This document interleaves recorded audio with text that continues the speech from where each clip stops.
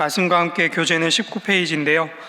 그냥 참고하시고 바로 설교로 들어가도록 하겠습니다.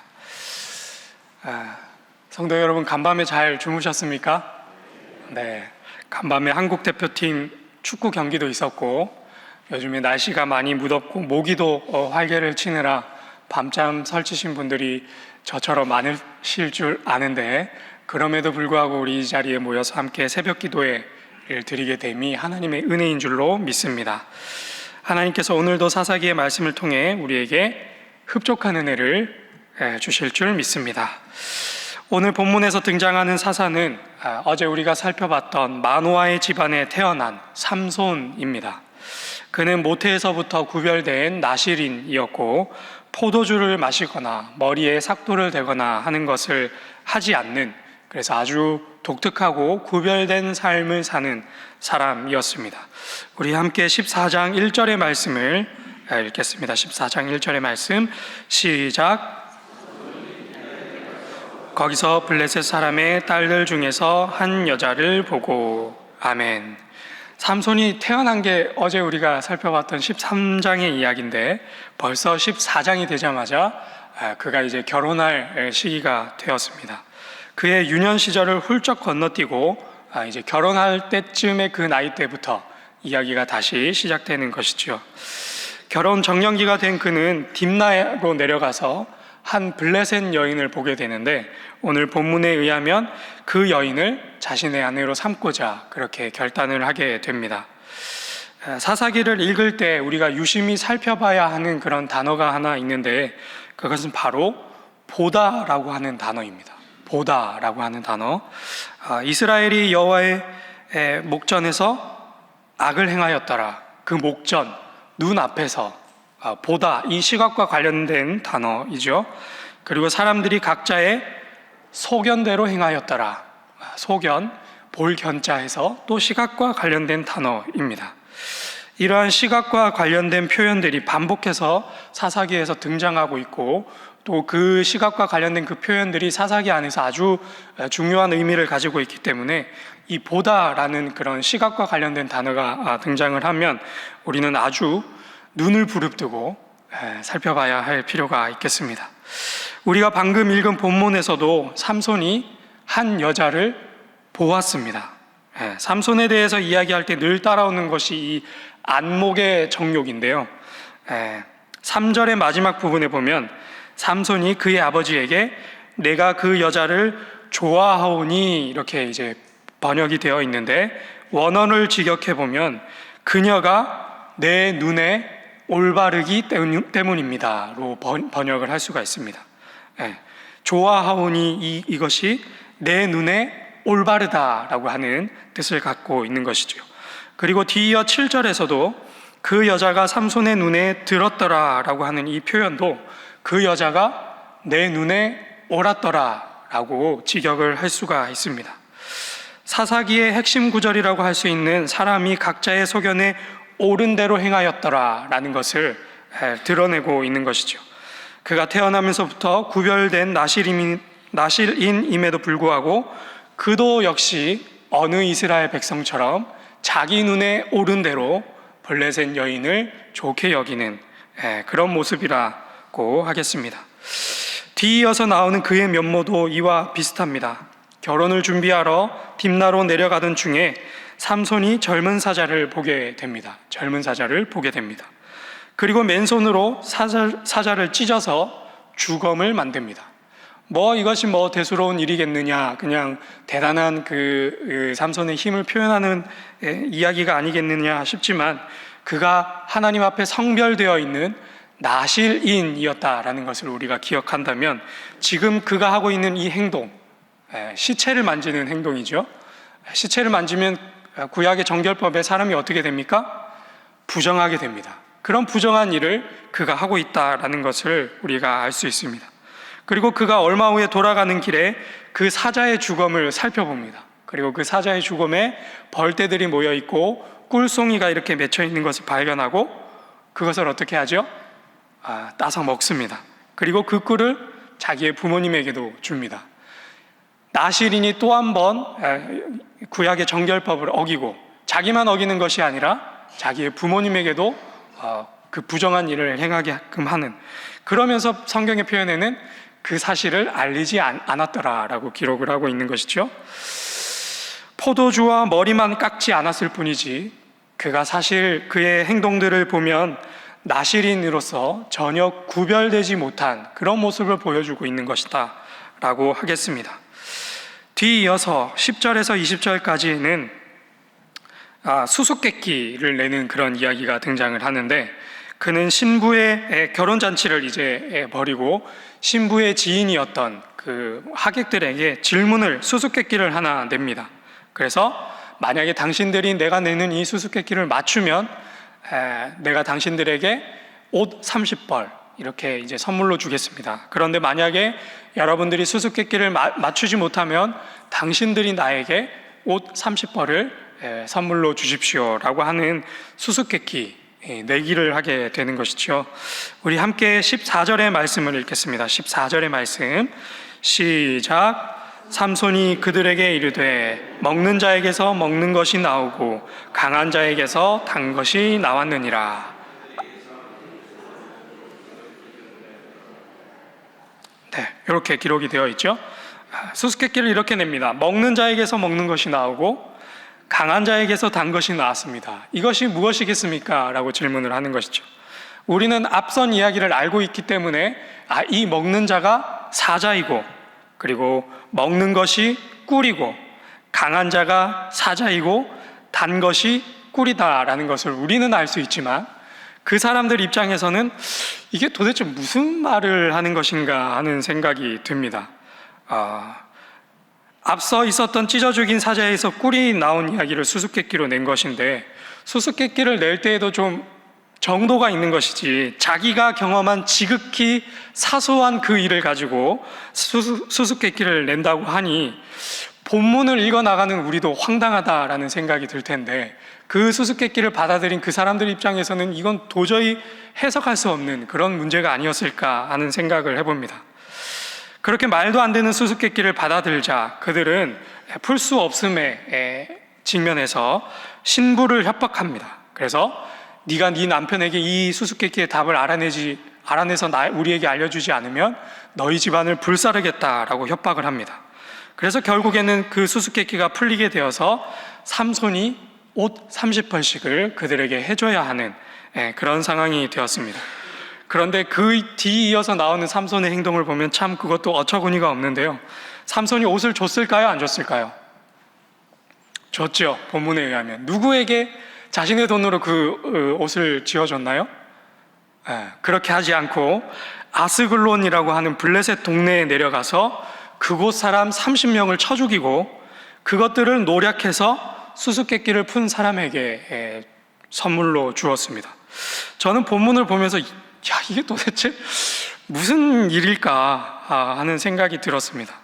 태어나면서부터 성별된 삼손이 사사라는 직분을 받은 그 삼손의 행동을 하나하나 보면 참 뭐라고 표현하기에, 평가하기에, 판단하기에 애매할 정도로 잘 이해가 되지 않기 때문입니다. 이제 15장으로 한번 넘어가 보겠습니다. 우리 15장 1절의 말씀, 결혼잔치가 끝나고 일어났던 일들인데요. 15장 1절의 말씀을 함께 읽겠습니다. 시작. 얼마 후 밀 거둘 때에 삼손이 염소 새끼를 가지고 그의 아내에게로 찾아가서 이르되 내가 방에 들어가 내 아내를 보고자 하노라 하니 장인이 들어오지 못하게 하고. 아멘.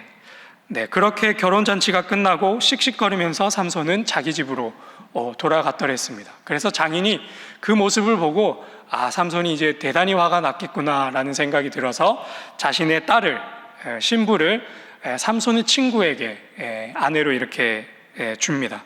그런데 삼손은 그냥 집에 돌아간 것이죠. 그래서 삼손이 돌아왔습니다. 이때 당시의 풍습으로는 결혼식을 올리고 나서 바로 부부가 함께 부부 생활을 하는 것이 아니라 한 달에서 길면 4달 정도 이제 이사할 준비를 하는, 그래서 신부는 친정에서 머물게 되는 그런 기간이 있었더랬습니다. 그래서 신랑은 종종 그 기간 동안 처가를 방문해서 선물을 가져오기도 하는데 삼손은 그렇게 씩씩거리면서 떠났지만 그 기간 안에 다시 돌아와서 그 선물을 주고 있는 장면인 것이죠. 그런데 장인은 씩씩거리면서 돌아간 그 삼손이 이제 아주 떠난 줄로 알고 그의 딸을 삼손의 친구에게 주었던 것입니다. 이 사실을 알고 분개한 삼손은 블레셋 사람들을 응징해야 되겠다라는 결단을 하게 됩니다. 그래서 여우 300마리를 잡아서, 어떻게 잡았는지는 모르겠어요. 여우 300마리를 잡아서 그 꼬리를 서로 이어서 거기에다가 불을 붙여서 블레셋 사람들의 밭에 풀어 놓습니다. 그렇게 여우들이 꼬리에 불이 붙으니까 신나게 달렸겠지요. 그래서 마침 추수할 때가 되었던 때인데 블레셋 사람들의 땅의 밭에 모두 불이 붙어서 한 해 농사를 망치게 되었습니다. 그래서 블레셋 사람들은 이것을 놓고 차마 힘이 센 삼손을 응징하지는 못하고 삼손의 장인과 아내를 붙잡아서 불태워 죽입니다. 이 장면을 알게 된 삼손은 다시 한 번 더 복수를 다짐하고 블레셋 사람들을 죽입니다. 계속해서 복수에 복수. 이에 분개한 블레셋 사람들은 군대를 소집했고 유다를 침공하기에 이르릅니다. 유다 지파가 살고 있었던 그 땅을 침공합니다. 블레셋 사람들이 유다를 침공한 이유가 삼손 때문임을 알게 된 유다 지파 사람들이 사사기에서 아주 유명한 희대의 명언을 남깁니다. 우리 15장 11절의 말씀 함께 읽겠습니다. 시작. 삼손에게 이르되 너는 블레셋 사람이 우리를 다스리는 줄을 알지 못하느냐? 내가 어찌하여 우리에게 이같이 행하였느냐 하니 삼손이 그들에게 이르되 그들이 내게 행한 대로 나도 그들에게 행하였노라 하니라. 아멘. 유다 사람 3,000명이 사사 삼손에게 하는 고백이 무엇입니까? 여호와께서 우리를 다스립니다 라는 고백입니까? 아니죠. 뭐라고 고백하고 있지요? 블레셋 사람이 우리를 다스리는 줄을 알지 못하느냐. 그들을 다스리는 분은 여호와 하나님이신데 유다 지파의 사람들의 입에서 이런 이야기가 나오고 있는 것입니다. 이스라엘 지파 12지파 안에는 강성했던 두 지파가 있는데 다른 지파와 비견되지 않을 정도로 강성했던 두 지파가 있는데 한 지파는 요셉의 둘째 아들이었던 에브라임 지파이고 그 다음 지파는 바로 다윗을 배출한 유다 지파입니다. 그러니까 지금 오늘 본문에서 유다 지파가 말하고 있는 것은 이스라엘 12지파 중에서 가장 강성했던 그 지파, 그 군대의 입에서 나오는 고백인 것이죠. 그 3,000명의 입에서 하나님이 아니라 블레셋이 우리를 다스린다라는 것. 앞서서 이스라엘에 어떤 위기가 있었어도 이런 고백은 나오지 않았는데 사사기의 절정 부분에 와서는 이런 고백이 유다 지파, 가장 강성했던 그들의 입술에서 고백되고 있는 것입니다. 사실 이런 고백은 어느 정도 예견되었었던 일입니다. 우리가 어제 입다의 이야기가 끝나고 삼손의 이야기가 시작하는 장면에서 시작하는 그 13장 1절의 말씀을 우리가 살펴보면 이것이 어느 정도 예견된 일이었구나라는 것을 알 수 있는데요. 우리 13장 1절의 말씀을 함께 어제 읽었던 13장 1절의 말씀을 함께 읽겠습니다. 13장 1절 시작. 여호와께서 그들을 40년 동안 블레셋 사람의 손에 넘겨주시니라. 아멘. 사사 삼손의 이야기의 도입이 이렇게 시작하는데 이 도입이 드러내는 것이 무엇일까? 그것은 바로 회개가 없다라고 하는 것입니다. 회개가 없다. 그 앞에 있었던 사사들의 이야기에서는 항상 이스라엘 자손이 여호와의 목전에 악을 행하였으므로 여호와께서 그들을 고통 중에 내버려 두셨더라, 이런 진술이 있고 나서 바로 뒤이어 나오거나 조금 뒤이어서 그러나 이스라엘 백성들이 그 고통 중에서 회개하여서 다시 한 번 더 여호와를 찾았고 여호와께 부르짖었더라라는 그런 고백이 나옵니다.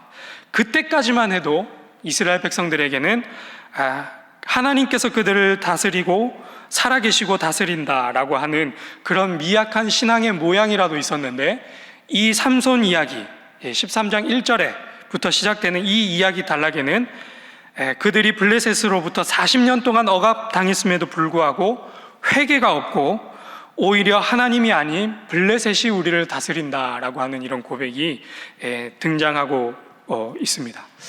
얼마나 참담한 모습인가, 얼마나 참담한 모습인가. 그런데요, 여기에 은혜가 있습니다. 여기에 하나님께서 오늘 우리에게 주시는 은혜가 있습니다. 우리 함께 15장 14절의 말씀을 읽겠습니다. 15장 14절의 말씀 함께 읽겠습니다. 시작. 삼손이 레이의 이름에 블레셋 사람들이 그에게로 마주 나가며 소리 지를 때 여호와의 영이 삼손에게 갑자기 임하심에 그의 팔 위에 밧줄이 불탄 삼과 같이 그의 결박되었던 손에서 떨어진지라. 아멘. 이것이 오늘 우리에게 주시는 이 성경 말씀 본문을 통해서 확인할 수 있는 하나님의 은혜입니다. 고통 속에서도 이제는 더 이상 회개하지 않는 이스라엘 백성의 완악함에도 불구하고 왕이신 하나님을 제쳐놓고 블레셋이 우리를 다스린다라는 이런 아주 못돼 먹은 유다 지파의 망령된 신앙 고백에도 불구하고 나실인으로 성별되었음에도 불구하고 정결법을 어기고 자기 소견에 옳은 대로만 행동하는 그런 사사 삼손에 통제되지 않는 행실에도 불구하고 여호와의 영이 그 위기의 순간에 그에게 갑자기 임하셔서 이스라엘 땅에 하나님의 통치와 구원이 임했다는 사실입니다. 그래서 오늘 우리가 이 사사의 이야기를 통해 삼손의 이야기를 통해 발견해야 할 것은, 우리 목전에서 발견해야 할 것은 바로 하나님입니다. 오늘 우리가 본문을 통해 도저히 상식적으로 이해되지 않는 사사 삼손의 모습을 통해 그들의 왕인 하나님을 잊고 이방신을 섬기고 고통 중에서도 하나님을 찾지 않고 오히려 블레셋이 우리를 다스린다라고 하는 이 말도 안 되는 유다 지파의 이야기를 통해 그 씁쓸한 모습을 통해서도 우리가 바라봐야 할 것은 그럼에도 불구하고 그 가운데에 일하고 계시는 우리 신실하신 하나님의 구원인 줄로 믿습니다. 그래서 오늘 우리 함께 기도할 기도 제목은 사람을 보고 세상을 보는 것이 아니라 왕이신 하나님을 보게 하소서입니다. 사람을 보고 세상을 보는 것이 아니라 왕이신 하나님을 보게 하소서. 찬양 가사 중에 이런 곡조와 가사가 있죠. 사람을 보고 세상을 볼 땐 만족함이 없었네. 나의 하나님 그분을 볼 때 나는 만족하였네. 사사 삼손의 모습, 유다 지파의 모습, 그리고 그들을 둘러싸고 있는 블레셋의 모습, 그리고 오늘날 부족한 나의 모습, 우리의 모습, 그것 바라보고 있으면 낭망할 수밖에 없는 것이 우리의 인생입니다. 그러나 그 모습과 그런 상황 속에서도 여전히 신실하게 우리의 인생을 붙들고 계신 그 하나님을 바라본다면 그 모든 부족함과 어려움이 감사와 찬양과 영광으로 변화되게 될 줄로 믿습니다. 오늘 우리 이 말씀을 붙잡고 함께 기도하겠습니다. 우리 주신 말씀 생각하면서 사람을 보고 세상을 보는 것이 아니라 왕이신 하나님을 보게 하소서 기도하시고, 우리 주변에 있는 아픈 이들을 위해 기도하시고, 또한 우리 해외 일정 중에 있는 위임 목사님을 위해 다 같이 한마음 한뜻으로 주님 앞에 기도하겠습니다. 주여 믿습니다. 주여 믿습니다. 주여 믿습니다.